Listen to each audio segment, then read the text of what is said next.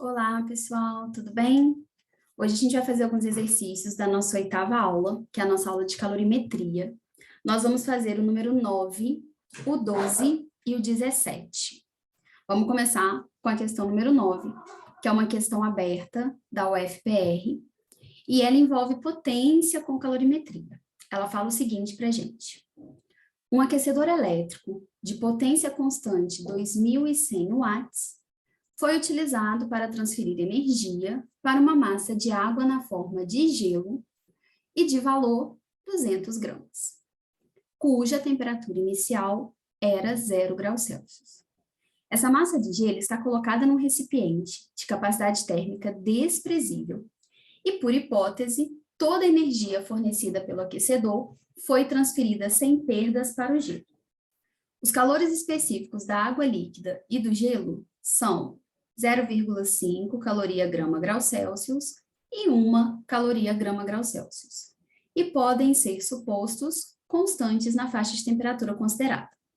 Além disso, o calor de fusão do gelo e de ebulição da água são 80 calorias por grama e 540 calorias por grama. Sabe-se que o aquecedor forneceu uma energia total no valor de 84 quilojoules.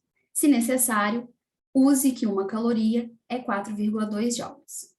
O sistema está ao nível do mar, sujeito à pressão atmosférica usual de 1 atm, onde a água evapora a 100 graus Celsius e solidifica a 0. Determine a temperatura final da massa de água após a transferência de energia. Então, o que a gente precisa pensar?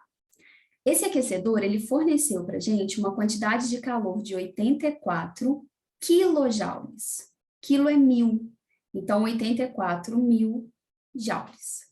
Que eu já vou converter para caloria, porque todas as nossas constantes, calor específico, calor latente, está em caloria.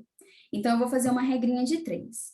Se uma caloria equivale 4,2 joules, X calorias vai valer 84.000 joules.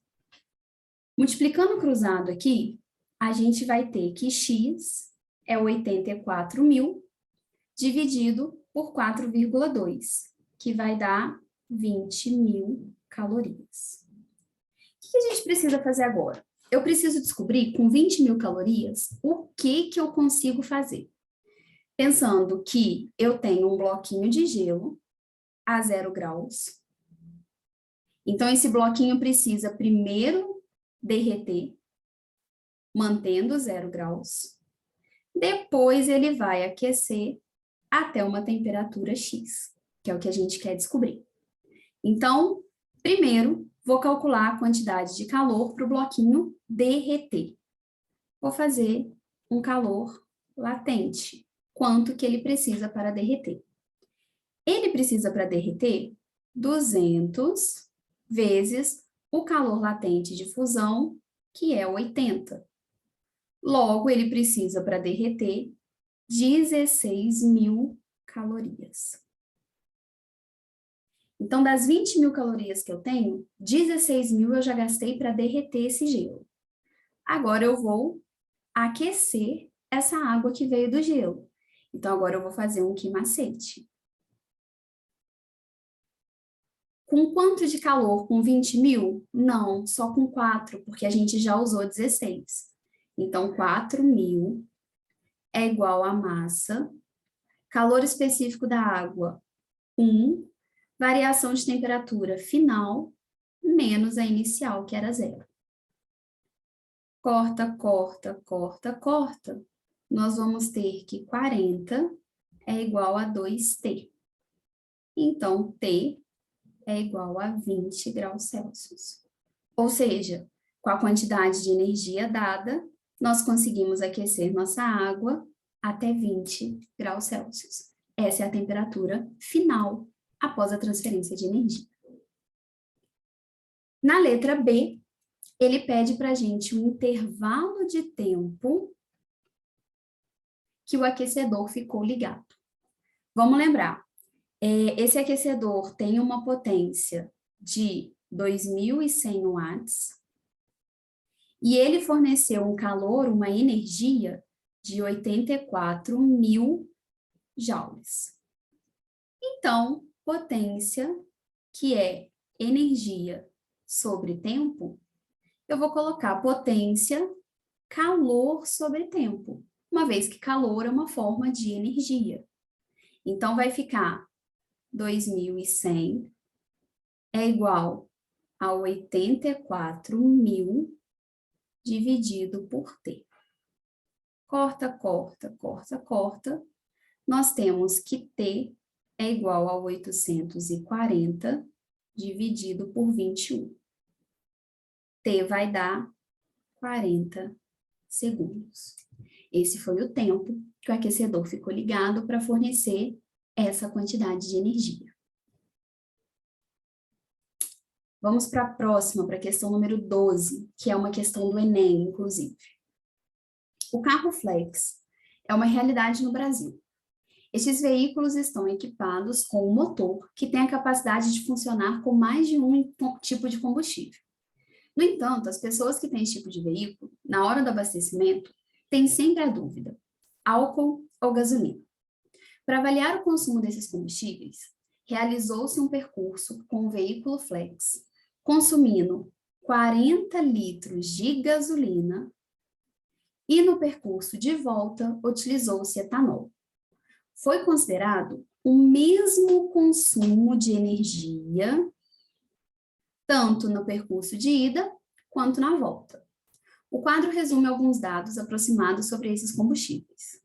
O volume de etanol em litros consumido no percurso de volta é mais próximo de.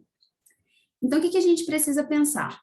Ele me deu a densidade do etanol e da gasolina, e ele me deu o calor de combustão, que é como se fosse o calor latente de combustão desses dois combustíveis, né? O tanto de energia que eles liberam ao ser queimados.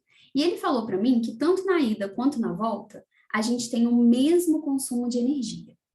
Se a gente tem o mesmo consumo de energia, eu posso afirmar que a quantidade de calor fornecida pela gasolina é igual à quantidade de calor fornecida pelo etanol. Eles têm o mesmo consumo. E eu sei também que a densidade, que é o que ele me deu, é a massa sobre volume. Logo, a massa é densidade vezes volume. O que a gente vai fazer? Eu vou igualar o calor latente das duas substâncias.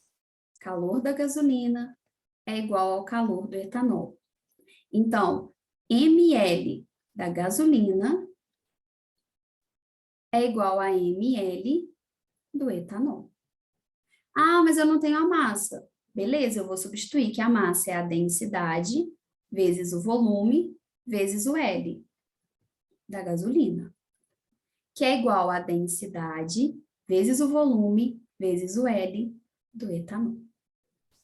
Substituindo os valores que eu tenho, ó, densidade da gasolina, 0,7. Volume da gasolina, 40, ele me deu. E o calor de combustão da gasolina é 10. Isso tem que ser igual. Densidade do etanol, 0,8. Volume do etanol é o que eu quero. Calor latente do etanol é 6. Então, agora é só a gente fazer essas continhas, né? Aqui a gente vai ter 7 vezes 4, 28, então vai dar 280. E aqui a gente vai ter 8 vezes 6, 48, 4,8V. Então, o volume gasto de etanol vai ser 280 dividido por 4,8, que vai ser igual a aproximadamente 58 litros. Letra D. Beleza? Então, era basicamente uma questão de calor latente. Vamos agora para a questão de número 17, que também é uma questão do Enem. Ela fala para a gente o seguinte: o objetivo de recipientes isolantes térmicos é minimizar as trocas de calor com o ambiente externo. Essa troca de calor é proporcional à condutividade térmica a área interna das faces do recipiente, bem como a diferença de temperatura entre o ambiente externo e o interior do recipiente, além de ser inversamente proporcional à espessura das faces. Ele está me dando aqui, gente, a lei de Fourier. Ele está falando para mim que a troca de calor, que o fluxo de calor é proporcional à constante de condutividade térmica, à área interna dos recipientes, bem como à variação de temperatura. E é inversamente proporcional à espessura das faces. Isso aqui é a lei de Fourier, utilizada para a gente calcular a troca de calor, o fluxo de calor. Ele me deu isso de uma maneira literal no exercício, tá? A fim de avaliar a qualidade de dois recipientes, recipiente A, 40 por 40, recipiente B, 60 por 40 por 40, de faces de mesma espessura, um estudante, ao comparar suas condutividades térmicas, QA e QB, KA e QB.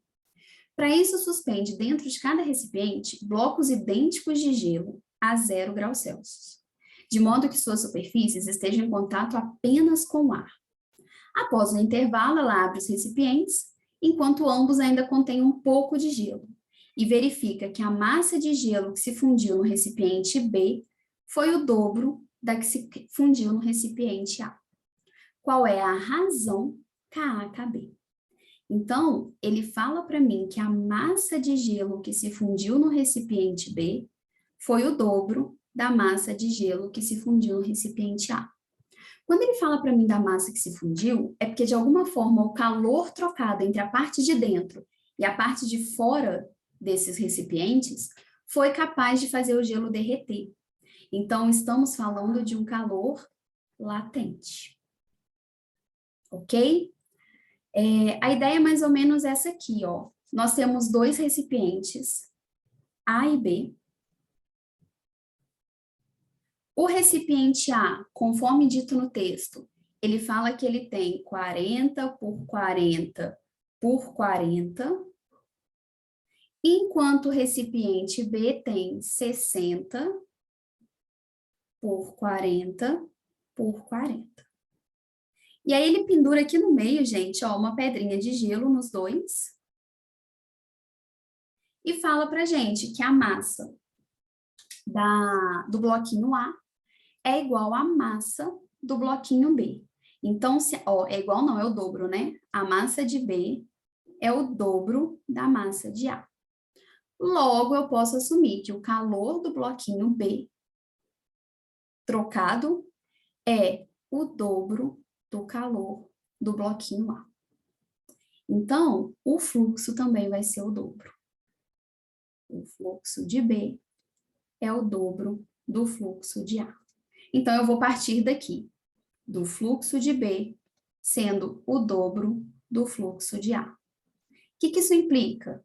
Implica que KB, AB, delta TB, dividido pela espessura de B, é igual a 2 vezes KA, área do A, delta T do A, dividido pela espessura de A. Bom, ele fala para a gente no enunciado que as espessuras são iguais, então eu já posso não precisar me preocupar com elas. E a variação de temperatura também, porque dentro o gelo está a 0 nos dois recipientes e fora está na temperatura ambiente. Então, se a gente pensar nessa variação, também foi igual nos dois recipientes. Logo, a gente percebe que Ka sobre KB, que é o que ele quer, depende exclusivamente das áreas. Bom, como que a gente vai calcular essas áreas? A gente vai calcular a área de todas as faces desse recipiente. Então, a área do corpo A, vou escrever aqui embaixo, tá? Para a gente poder continuar ali depois. A área do corpo A vai ser 6 vezes 40 por 40. Que vai dar, eu fiz essa continha aqui já, 9.600 metros, não, centímetros quadrados. A área do nosso bloquinho B, do recipiente B, vai ser 4 faces de 40 por 60. Seria a parede de dentro, a parede de fora, a parede de cima e a parede de baixo, mais 2 áreas de 40 por 40, que seriam as 2 laterais, tá? Essa continha que eu também já fiz vai dar 12.800 centímetros quadrados. Beleza. Voltando lá em cima na nossa equação, então. QB, que multiplica 12.800, é igual a 2 vezes KA, que multiplica 9.600. Vou cortar 2 zerinhos aqui. Vou passar o KB para cá dividindo, então vai ficar 128 é igual a 2 vezes 96, KA sobre KB, que é o que a gente quer. 2 vezes 96 eu vou passar para cá dividindo, e essa continha vai dar aproximadamente 0,67, a razão entre eles, que seria a nossa letra B. Então, a grande pegadinha dessa questão é a gente ter que calcular a área de todas as faces do nosso recipiente, tá? E depois, só jogar na lei de Fourier. Beleza? É isso, pessoal.